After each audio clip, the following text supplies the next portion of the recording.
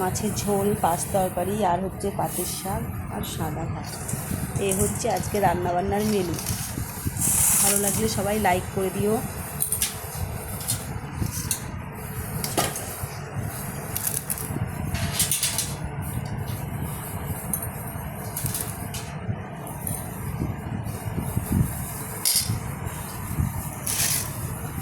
তো আমি এখন খেতে বসেছি।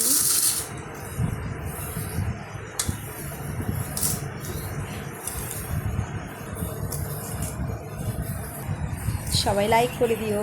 এখন খেয়ে নিই, টাটা, দেখা হচ্ছে আবার পরের ভিডিওতে।